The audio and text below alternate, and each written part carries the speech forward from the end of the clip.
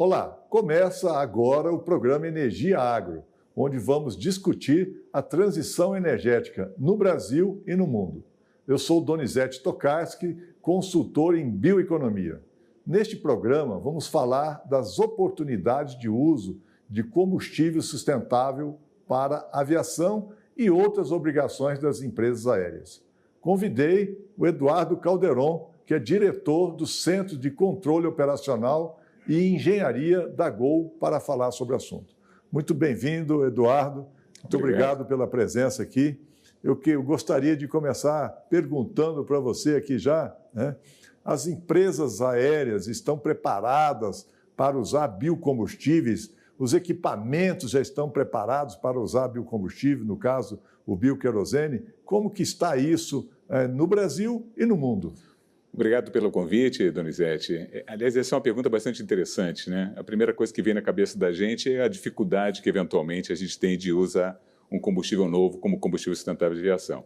A boa notícia é que não tem dificuldade nenhuma, porque, como os especialistas dizem, esse combustível é um combustível que a gente chama de drop-in, ou seja, simplesmente você mistura no combustível atual. Você pega o querosene de aviação já existente, pega esse combustível sustentável em um determinado nível de mistura os dois e o combustível está pronto. E mistura onde? Mistura em tanques, né? Geralmente em tanque. A única questão é que você tem que ter uma tancagem separada para poder pegar o combustível sustentável, o combustível fóssil normal, né? Misturar os dois dentro desse tanque, tá? E depois você abastece a aeronave. Mas você não tem que fazer absolutamente mais nada. Não tem que mexer no ponto do motor da aeronave, não tem que fazer absolutamente nada. A aeronave está pronta para receber esse combustível já misturado, né? Então, para o usuário, a gente pode ter tranquilidade de que o bioquerosene não vai alterar em nada o funcionamento dos equipamentos. Absolutamente.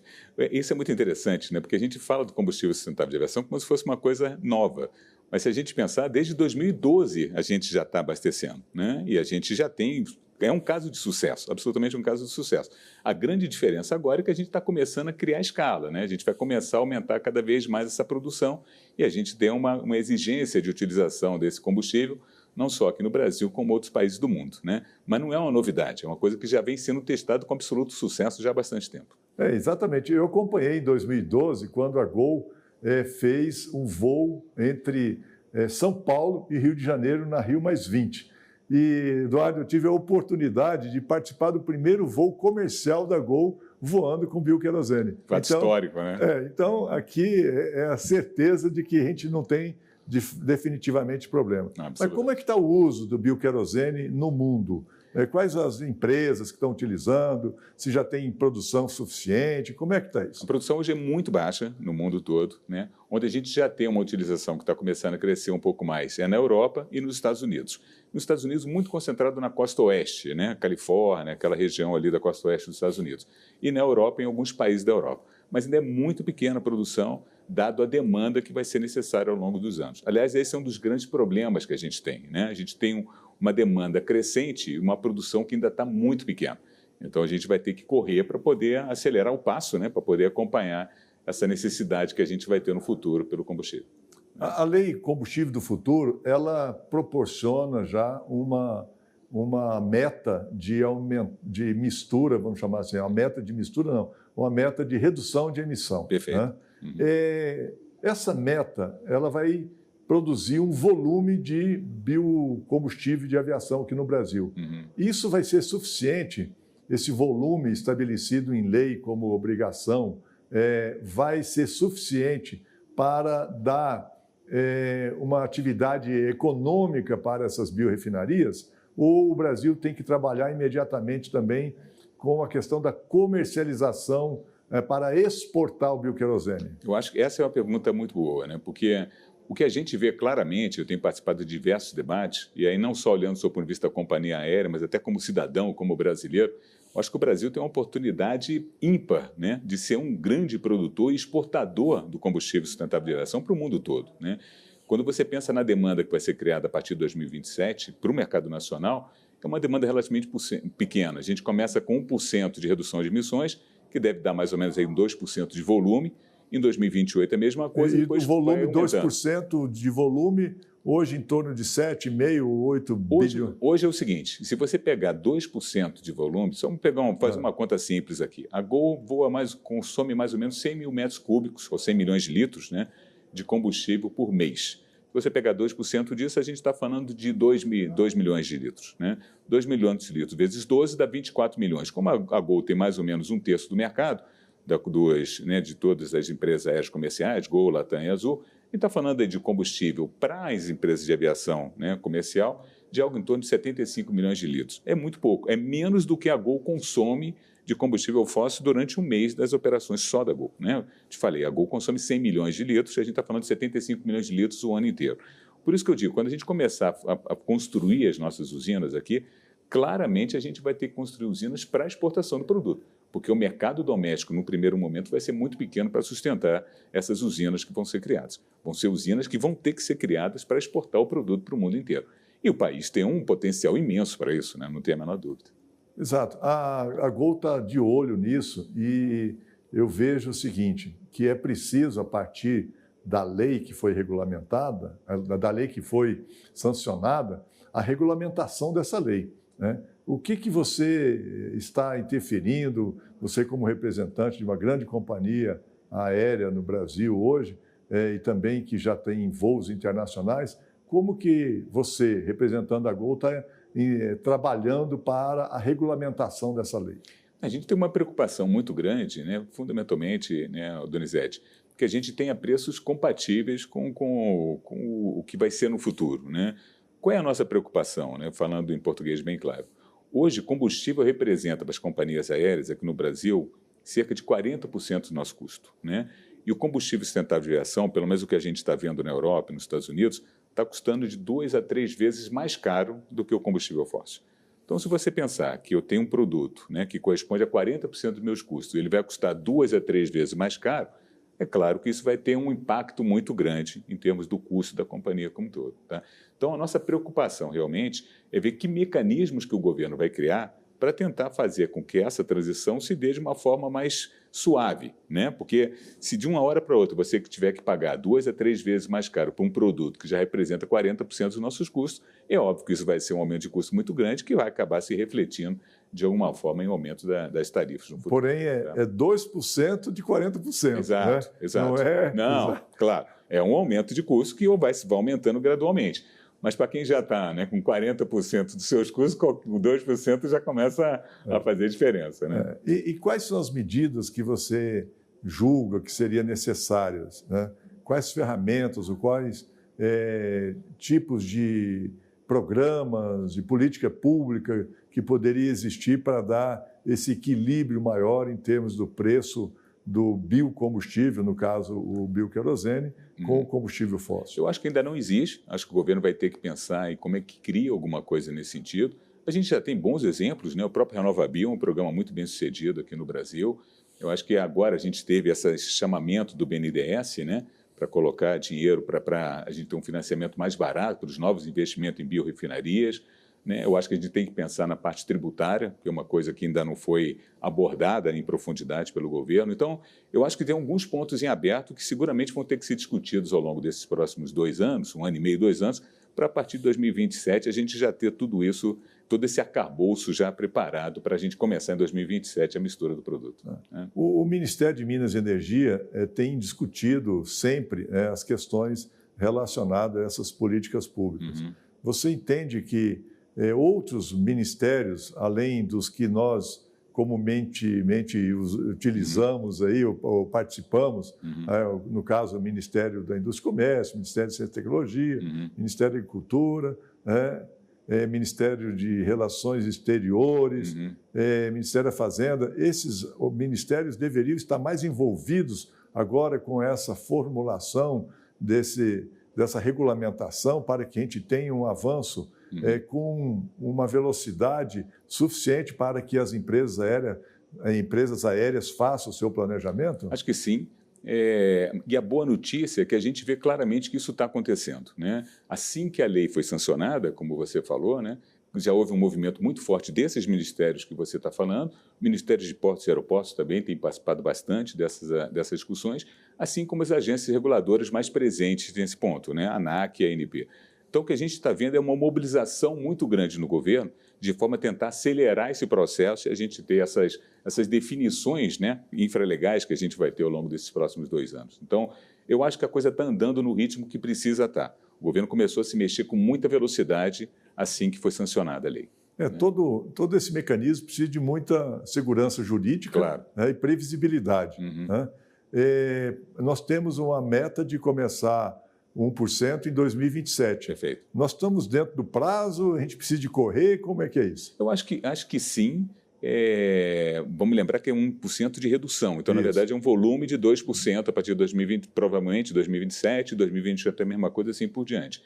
O que preocupa, Donizete, é que uma biorefinaria, desde o momento que ela é concebida até o momento que ela entra em produção, demora um tempo. Não é uma coisa muito simples, né? Então, tem discussões como é que vai começar a se dar esse processo a partir de 2027 para a gente poder ter o produto ali para frente. Tá? O que eu vejo, na minha opinião?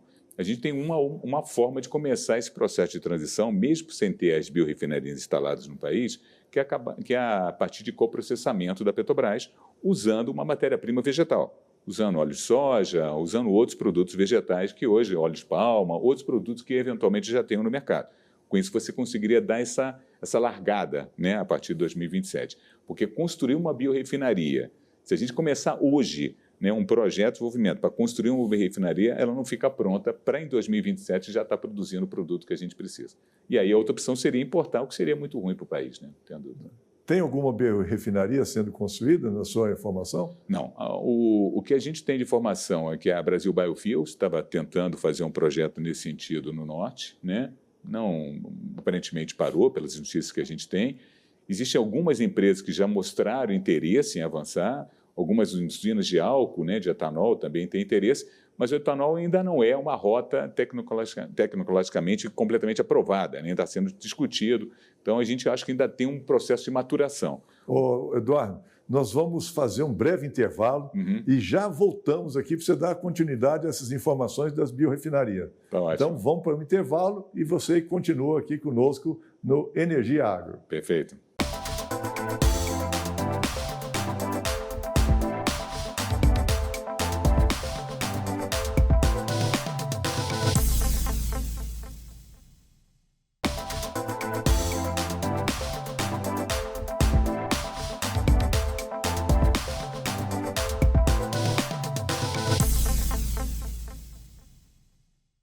Olá, estamos de volta com o programa Energia Agro e hoje temos aqui nosso amigo Eduardo Calderon, que é diretor da GOL. Eduardo, como que a sociedade pode esperar definitivamente o uso de bioquerosene produzido aqui no Brasil? Você estava falando há pouco que tem algumas iniciativas. Né? Quais são essas iniciativas e quando que nós vamos ter bioquerosene? Quando que a gente vai voar com bioquerosene produzido aqui no Brasil? Donizete, o que já tem anunciado até o momento, né? Pelo menos já saiu em plano de desenvolvimento estratégico, já foi anunciado formalmente, que a gente tem conhecimento aqui no Brasil são 3 iniciativas. Tem muitas outras coisas sendo discutidas, mas oficialmente ainda não tem nada formalizado. Tá? Tem um projeto da Brasil Biofuels, né? A partir de óleos de palma no norte do país, ali em Roraima e Amazonas, né? Tem um projeto da Petrobras, que estaria construindo ali uma das suas refinarias ali perto de São Paulo, no eixo São Paulo-Rio. E tem um projeto da Selen, né? que é do Grupo Mubadala, que foi aquela refinaria que era da Petrobras, que fica ali perto de Salvador, que foi privatizada há uns anos atrás. Tá? Esses são os 3 projetos que a gente já escutou falar. O da Brasil Biofuels, a partir de óleo de palma, o da Selen também a partir de óleo de palma, mais especificamente macaúba, né? Isso que eles estão querendo avançar, e o da Petrobras ainda não está muito claro qual é a matéria-prima que eles vão usar como óleo vegetal. Aparentemente, né, eles estão vendo alguma coisa de soja, mas ainda não está muito claro para a gente o que eles vão fazer no futuro. Esses são os 3 projetos que a gente já foram anunciados formalmente, né, no planejamento estratégico das empresas. Agora, tem muita coisa que a gente sabe, tem escutado falar de empresas que têm interesse em avançar nesse processo também. Muito bem. Eduardo, para reduzir as emissões de gás de efeito estufa, uma empresa aérea ela tem diversos caminhos, vamos chamar assim. Tem do ponto de vista de engenharia, de aerodinâmica do avião, do peso do avião, do tempo de sobrevoo, da decolagem, aterrissagem, taxiamento, etc. Tem uma série de operações. Perfeito. Né?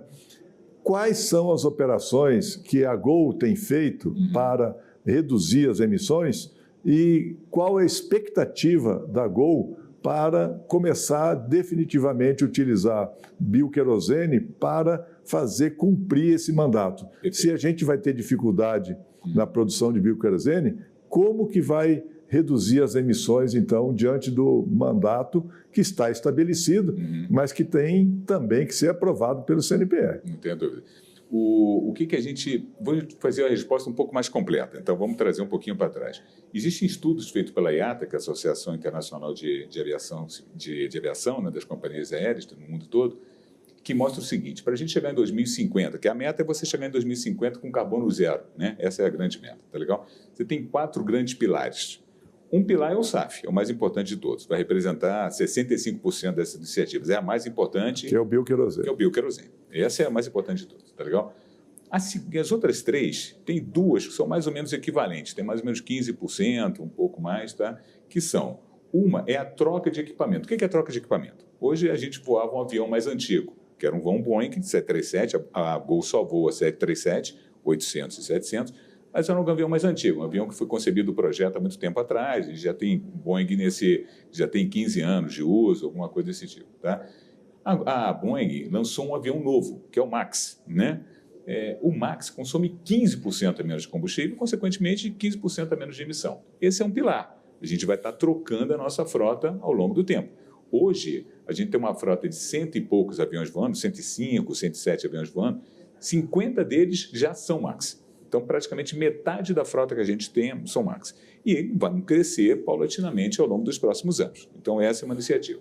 Uma outra iniciativa que a gente tem é de compensação de carbono. Hoje, se você voar num voo nosso, você pode compensar. Você fala o seguinte: quanto é que custou, quanto eu emiti de carbono para fazer um voo, sei lá, de São Paulo para Salvador? A gente tem uma calculadora que mostra isso e o nosso passageiro pode fazer isso. As companhias que voam conosco, seus empregados que voam conosco, também podem fazer as compensações. Pois é, e essa compensação é feita de que maneira? De forma voluntária. Você paga para isso e a gente investe em programas de compensação, reflorestamento, vários programas que a gente tem com empresas que prestam serviço para a gente, tá?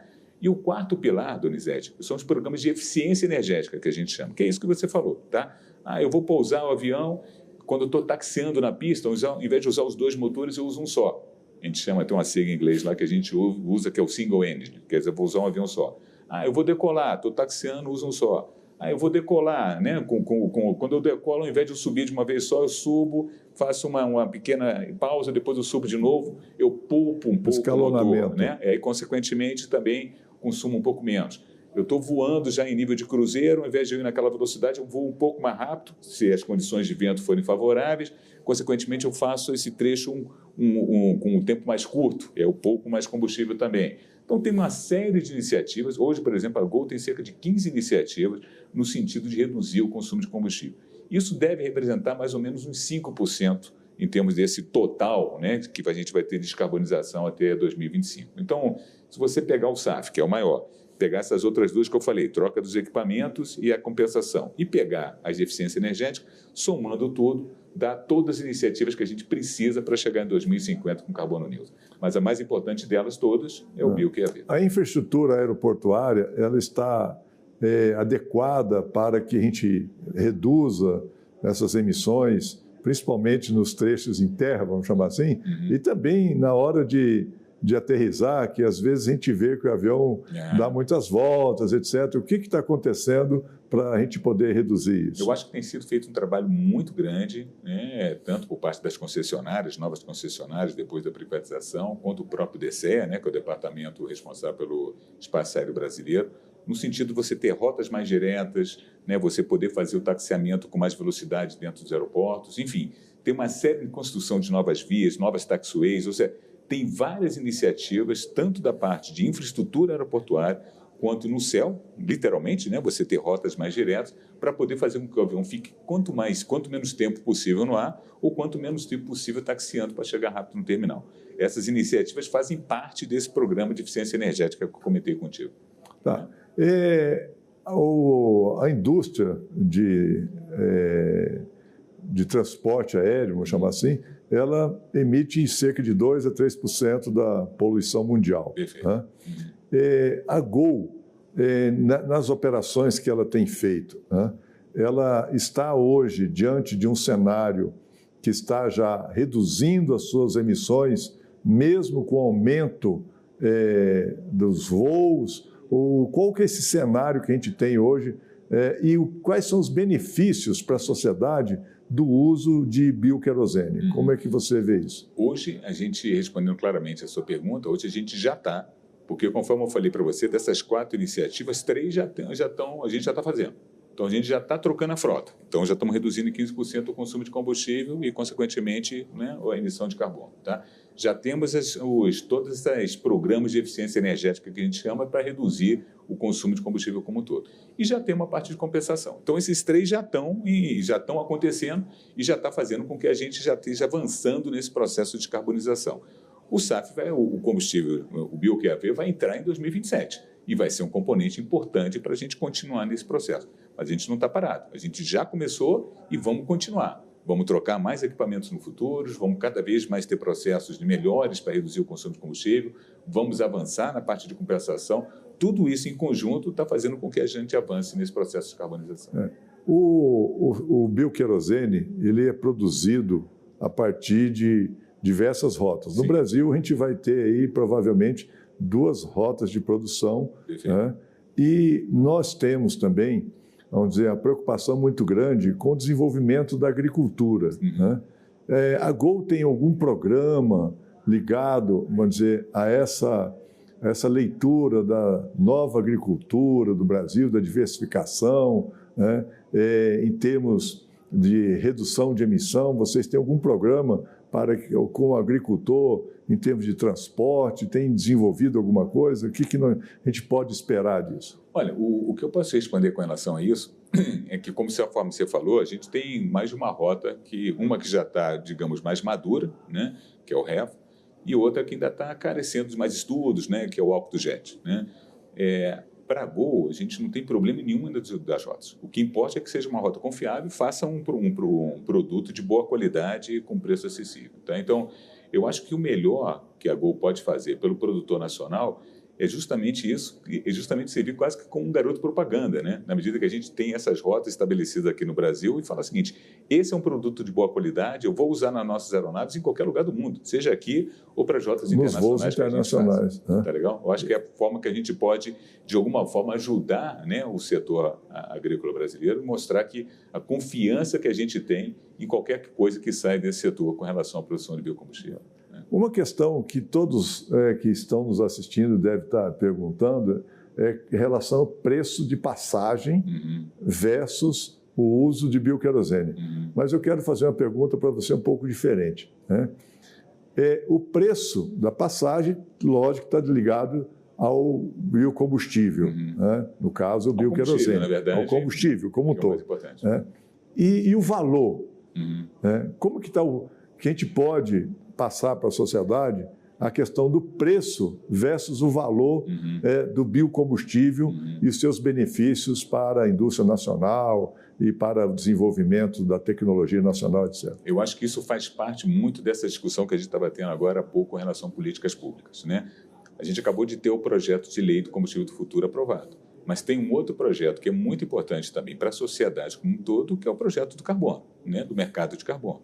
Eu acho que esses 2 conjugados, não só o combustível futuro, mas também o mercado de carbono, vai ser fundamental para a gente verificar qual é o valor que realmente tem o biocombustível durante todo esse processo. Eu acho que tem muito valor, mas isso de alguma forma carece ainda dessa discussão, desse arcabouço legal, para a gente ver como é que a gente precifica isso de alguma forma e como é que a gente coloca o valor desse biocombustível no todo, entendeu? Então, acho que a gente tem um caminho a trilhar ao longo desses próximos anos aí nessas definições. Tá legal? Muito bem.